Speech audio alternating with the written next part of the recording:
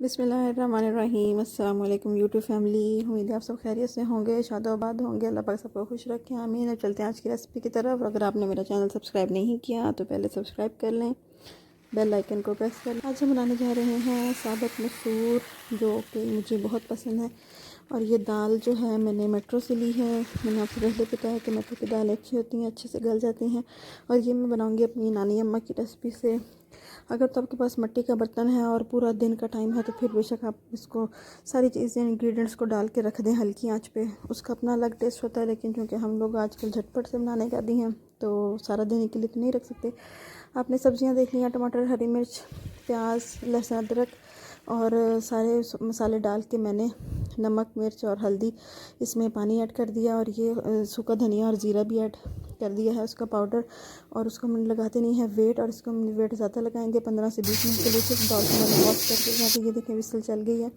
और दूसरी साइड पे जब तक हमारी दाल को वेट लगे हुए 15 मिनट होने के करीब करीब है, मैंने तड़का तैयार कर लिया। थोड़ा सा प्याज और उसमें चंक्स ऐड किए हैं लहसुन के। एक गट्ठा लहसुन का मैंने काट के उसको फ्राई कर लिया। और एंड पे हम उसमें ज़ीरा डाल के फ्राई कर लेंगे।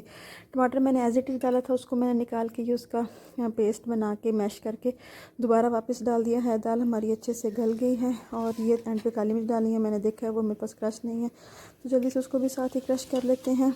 और ये देखें मैंने ढक्कन उठाया है तो दाल हमारी जो है वो 15 से 20 मिनट वेट के बाद उसकी ये शक्ल हो चुकी है। काली मिर्च डालें, झटपट से हरा धनिया डालें और आपकी दाल रेडी है। सर्व करें इसको। ये मेरा तड़का भी रेडी है, मैं इसको तड़का भी ऐड कर दूँगी। साथ ही मैंने बनाए हैं ज़ीरे वाले राइस। ज़ीरे वाले राइस की रेसिपी मैंने ऑलरेडी शेयर की हुई है।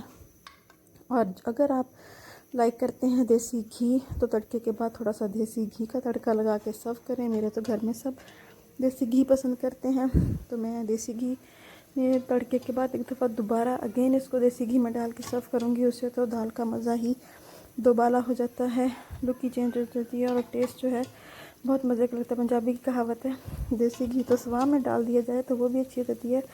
अब स्वाह का किसी को पता है या नहीं पता, वो बात की बात है। और माशाल्लाह बहुत मज़े की दाल बनी, आप भी ट्राई करें इसी तरह।